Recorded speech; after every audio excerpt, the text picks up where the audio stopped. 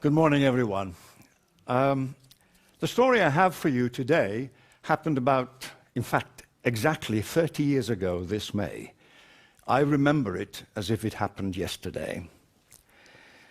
The dreaded telephone call when our teenage children are growing up and are out late materialized and became a reality on the night of the 20th of May of 1989.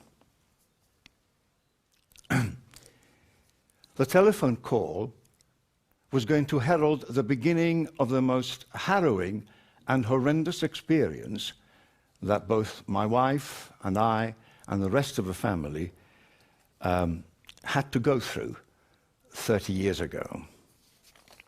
Mark, our son, had been revising for his exam, which he was going to take on the following Wednesday. This was a Saturday. He had spent the whole day indoors, immersed in his books. In the evening, his friend Richard, who was now working at Barclays Bank and the proud owner of a brand new Peugeot 205 bright red car, came for him and invited him to go along into Spain. At first, Mark resisted. But I suppose having spent the whole day with the books and the lure of spending some time with friends up the coast was too great, and in the end he relented. I remember the conversation that he had with Richard, and it left me a little bit uneasy, because at first he didn't want to go, but he gave in. Richard, I'm pleased to say, is with us today. He's here in the front seat. If you lift your hand, Richard, people can see where you are. I'm delighted that he's here with us now. They set off for Spain, and when it was time for bed, my wife and I retired, and we slept, and we received the dreaded telephone call in the middle of the night. The caller informed us that Mark had been involved in a particularly serious accident along the coast road. This was the old road. I'm talking about 1989, when the dual carriageway still had not been constructed. We were to make our way down to the police post, where we would be informed about details of where Mark was and what we should do. Like a flash, we dressed, sped down to Four Corners, and went to the British police post. There, Richard's family were, not his parents. His parents were in Camping Chujera, further up the coast that weekend, but his grandmother and sister were there. Along came a Spanish Guardia Civil with the two passports, and he came, and matter of fact, he said, this one has been sent to Cadiz, that was Richard, and this one here has been sent to Carlos Ayas Hospital in Malaga. Very quickly, we made our way back home. We collected the few pesetas we had there, the necessary documentation. We collected our teenage daughter, who was up then. And before we left, I made several telephone calls, one of which was to my brother-in-law, the doctor, who had a practice in Nueva Andalucía and lived on the Malaga side of Estepona. I told him what I knew, and being a doctor, I asked him to find out whatever he could. We made our way. We didn't have mobile phones in those days. And of course, the vehicles didn't have airbags either.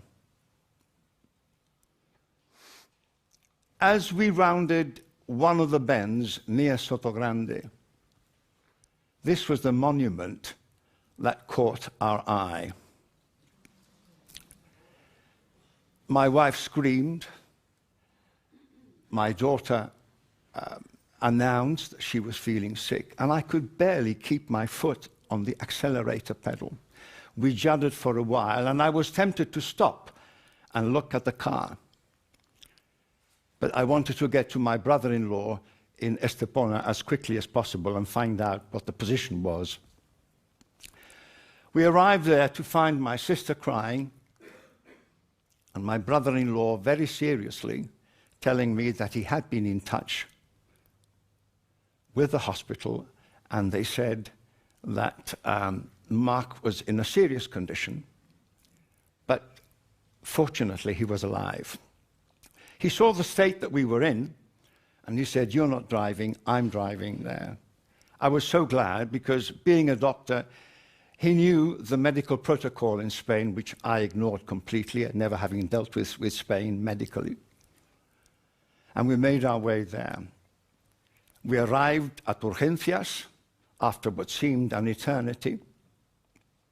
All the way he was reassuring us that the hospital had an excellent record of traumatología, which is where Mark was going to end. He made his way into the unit, came out immediately, and did the thumbs up, and told us that Mark was okay, and we were allowed to go in. The picture was not a pretty picture at all. Mark was lying on the bed with his leg outstretched. He was in traction. He had broken the femur, the longest and strongest bone of our body, and he had a hairline fracture of the pelvis. His arm was also immobilized. Some of the small bones of the wrist had also been misplaced, and he wasn't allowed to move that. His head was bejeweled with looked like diamonds, obviously pieces of glass on his head. And his body was completely covered in lacerations, a lot of which had already been sutured. Mark was awake, which was a good sign. He was falling to sleep and awake.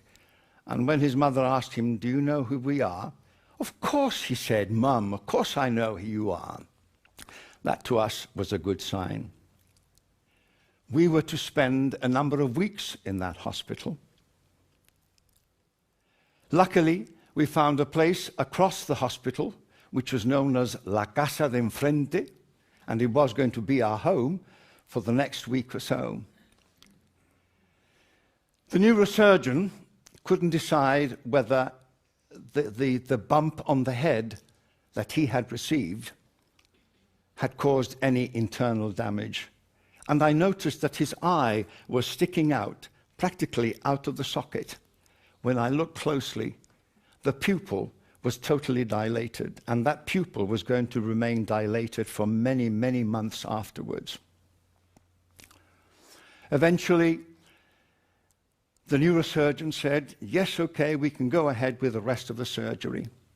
And about 3 or 4 days after being in that intensive care unit where we saw horror pictures there of other families in the same plight as we were.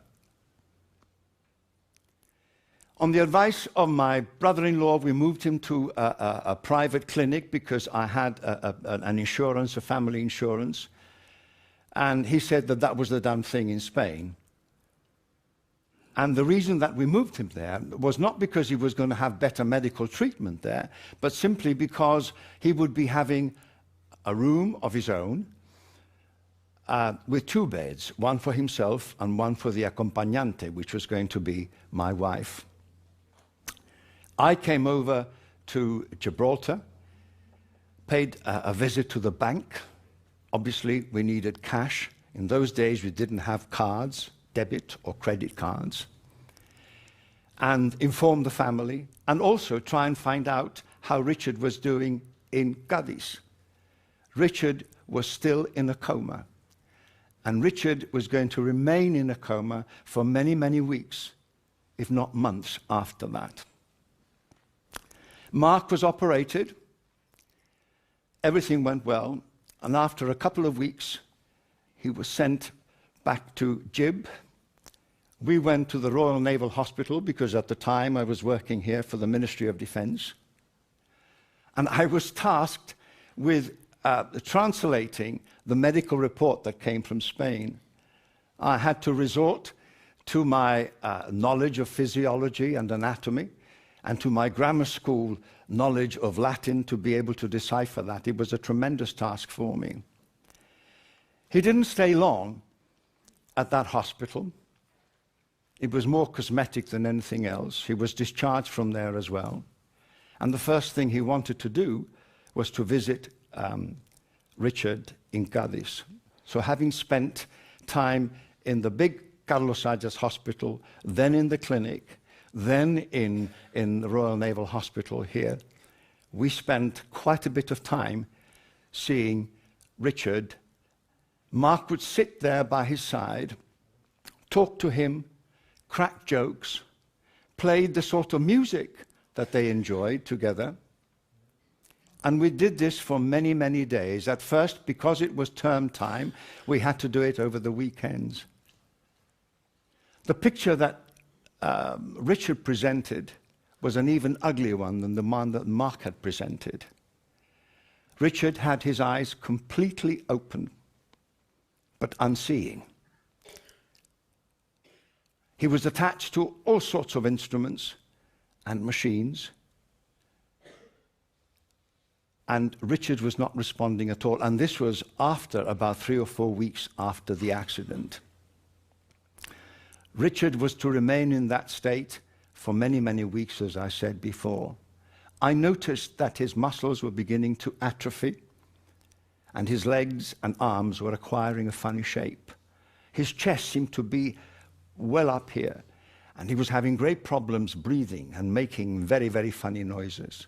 But there was absolutely no response from him, despite the fact that a team of nurses would come regularly to move his limbs, move his joints, and get him going. I see time is running out.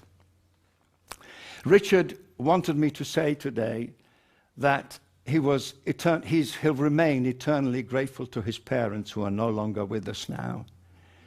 And he's sure that when he came to, it was mainly his parents that really supported him and gave him the sort of life he was able to come back after so many months to the land of the living. This took, as I said, a number of months. When Julian asked me for a title for this talk, I thought of a parent's dilemma or a parent's, I can't remember what I told you now, but I think perhaps a parent's nightmare, I think, would have been more correct to have used there. And if I considered my experience a nightmare, I could only just imagine what Richard's parents must have felt like, having spent there all those months, seeing Richard deteriorating fast, and not seeing the daily progress that we saw with Mark. We gave a talk to something like this, only much more elaborate, to many school children, with a tack of health and safety in it, warning children that riding a bike or driving a car is really using a killing vehicle, the potential of a killing vehicle. It's an experience that I think will always be there. We talk about it now, and we have many, many anecdotes, things that made us laugh afterwards, things that we saw whilst in the hospital, things that we heard, and other experiences. But that obviously will have to be the content of yet another talk, because I see I've got only 41 seconds left now for the end of my talk now. Thank you very much for listening to this now, and I wish you a good day. Thank you.